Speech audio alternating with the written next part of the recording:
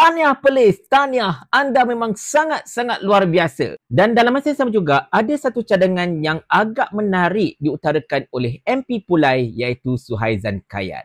Kita intro dulu. La la la la la la la la. Assalamualaikum warahmatullahi.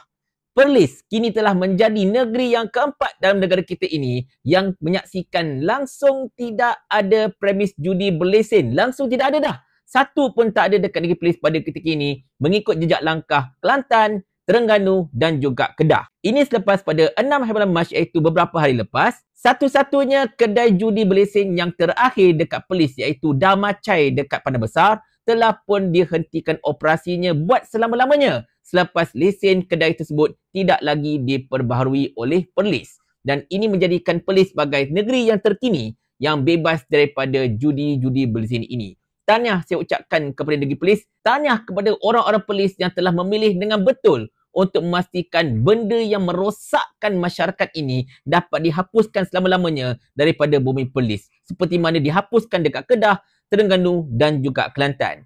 Di mana pegawai-pegawai Perlis mengatakan bahawa tak ada masalah, kita pun okey. Setakat kami tak dapat RM1,500 tu tak ada masalah. Yang penting kami mohonkan keberkatan dan insya-Allah rezeki itu akan datang dari tempat yang lain. Perlis akan dapat kolek hasil daripada benda yang lain pula. Tak perlu kepada benda-benda yang haram sebegini.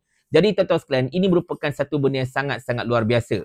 Cumanya, ada satu ketakutan. Bila Perlis menghapuskan premis-premis judi berlesen ini, nanti judi-judi yang tak berlesen akan meletup. Yang ini bukan lagi di bawah tanggungjawab kerajaan negeri Perlis, bukan lagi di bawah tanggungjawab PBT dekat Perlis. Sebaliknya merupakan tanggungjawab Polis Diraja Malaysia dan juga agensi-agensi penguatkuasaan. Yang paling penting sekarang ini, kerajaan Perlis telah melaksanakan tanggungjawab mereka iaitu untuk menghapuskan salah satu industri dosa yang ada dekat negara kita ini. At least ada. Alhamdulillah. Sangat-sangat luar biasa negeri Perlis. Dan ini merupakan satu contoh yang baik yang patut diikuti oleh semua negeri lain walaupun anda bukan negeri Perikatan Nasional.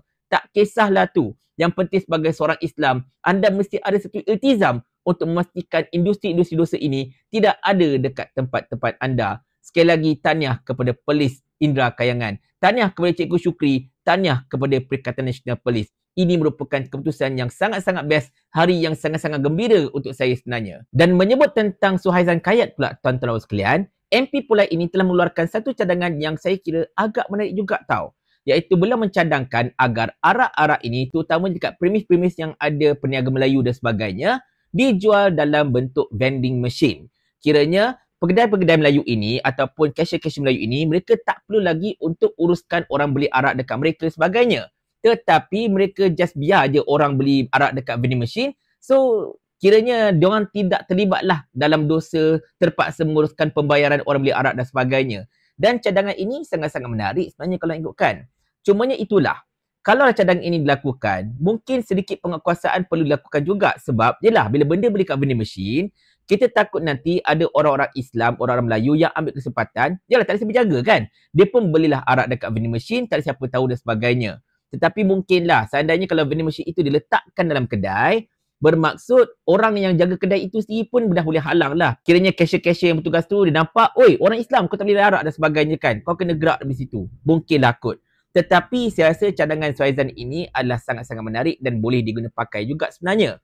Iaitu satu cadangan yang memastikan orang-orang bagi Islam ni beli arak, okey silakan, nak macam mana kau punya hak kan.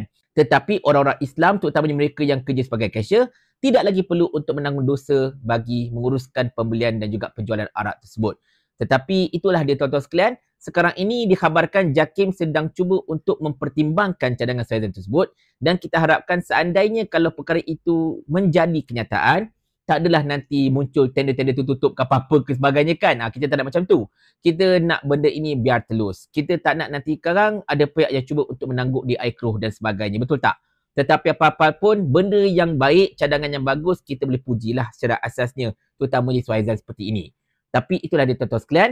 At the end of the day, kita kalau boleh nak mengelakkan daripada industri-industri dosa ini terus berleluasa kat negara kita ini. Kalau boleh, arak pun tak ada sebenarnya. Tetapi saya faham. Bukan mudah untuk menyediakan arak sama sekali dekat Malaysia ini. Sebab arak ini tidak dikategorikan sebagai benda yang berlesen, terutamanya arak runcit.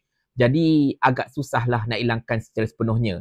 Yang kita boleh buat ialah cuba untuk mengawal penjualannya agar tidak merebak kepada orang-orang Islam dan juga tidak menyebabkan kehancuran dalam masyarakat. Walaupun kita tahu arak ini tidak membawa benda yang bagus melainkan keranapan sebenarnya dalam hidup masyarakat kita ini. Dah berapa banyak dah kemalangan jenayah disebabkan oleh pemandu mabuk dan macam-macam lagi. Dan kita takut kalau kita tidak bertindak sesuatu untuk menghalang industri-industri dosa ini daripada berkembang, kita takut nanti satu hari nanti anak cucu kita yang terkesan dengan industri dosa ini akan datang jumpa kita dan tanyakan soalan ini kepada kita kerana kita pada tingkat ini tak melakukan apa-apa untuk menghalangnya. Mau tak Tuan hamba kalau hamba kirimkan ke akhirat?